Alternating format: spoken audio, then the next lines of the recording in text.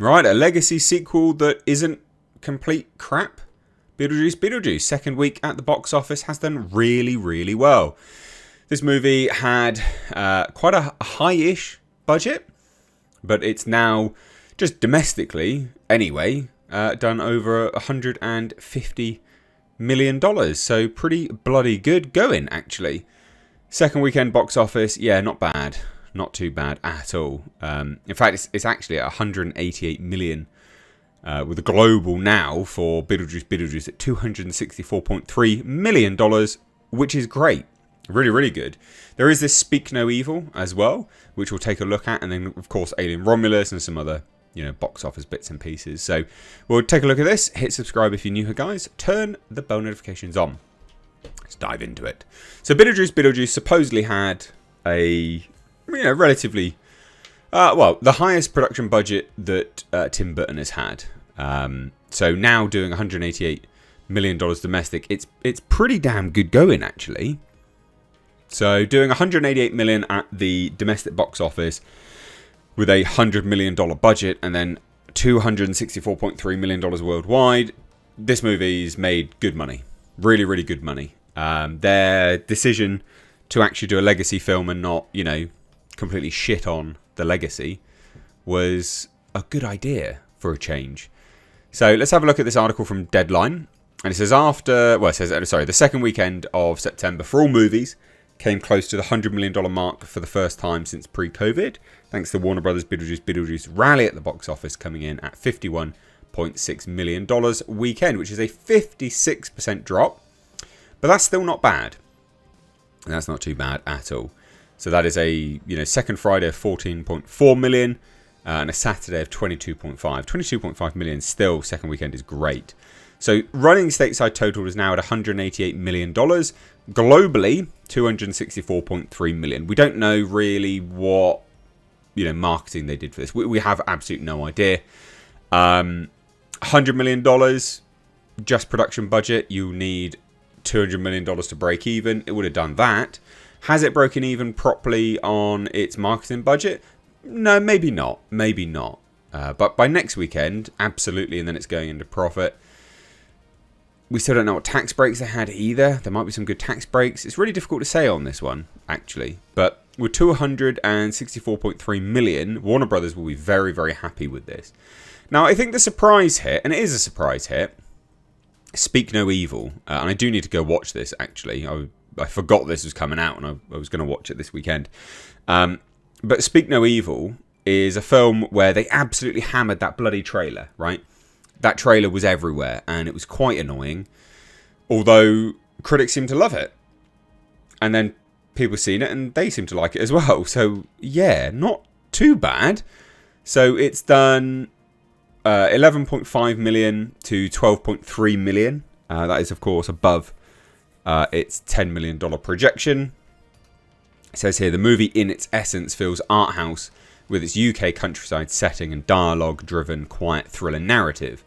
For a movie like this, based on the 2022 Danish horror sensation Gersten, that's pretty impressive. And again, a B plus cinema score is great. That's good. It's very high for a genre movie. That's great. Mostly female as well, which is interesting for this. I'm guessing that's James McAvoy. Maybe it was him and his wife beater. Maybe they just liked him in the wife beater. I don't know. But 51% and 38% of the audience over 35. So yeah, interesting. Actually, best markets for a James McAvoy movie as well.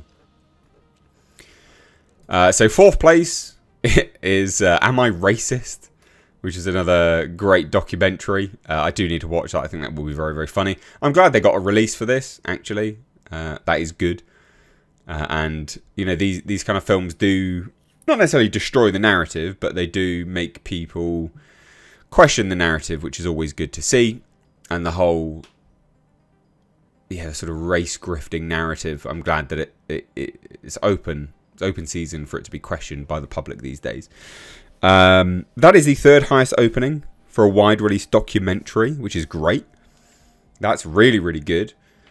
And diversity, I like the diversity turnout for the film Am I Racist? We'll take a look at that. 64% white, 19% Latino and Hispanic, 6% Black, 4% Asian American. Mostly men, 56%, 59% of the audience being over 35.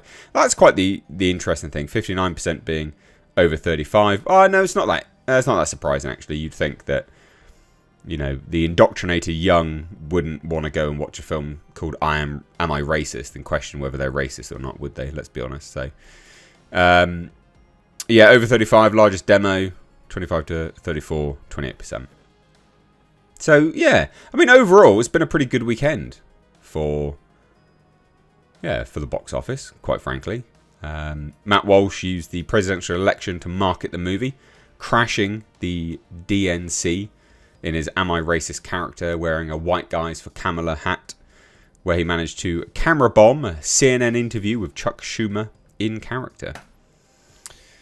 Yeah, I mean, this seems to be more of a piece on Matt Walsh than it does everyone else, and the box office. I think the major thing here, so there's two other things to look at. Killer's Game, meh, didn't really do very well. And actually, this is a new movie with Dave Bautista. It actually looked quite good, and it had a lot of locations, 2,624, but it's just bombed, basically. No one cares about it. Although, those that have seen it think it's quite good. So, a bit of a shame for that one. And then the biggest sort of bomb here, overall, is, well, here it is. Yeah, they did have it listed. Yeah, it's Borderlands. Borderlands has gone out with a fart and a whimper. And yeah, people just aren't interested in it at all. So that's completely bombed now. I think it's ended its entire theatrical run with about like 35 million or something. So tiny amount. So that's hilarious. And where is it? Is it even here? It's not even here, is it? No. But there you go. Oh, Alien Romulus, now crossed $100 million domestic box office, 101.2. So that's done really, really well. You know, good times for the box office, actually, for a change. Beetlejuice, again, great. Yeah, all good. All good stuff. So what do you guys think? Did you watch Beetlejuice, yes or no? Let me know down below. I have, and I thought it was great.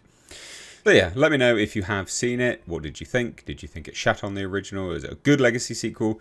Yes or no? Drop your thoughts down below. If you're new here, do hit subscribe. Turn those bell notifications on. Thanks so much for watching. Take care. Bye-bye now.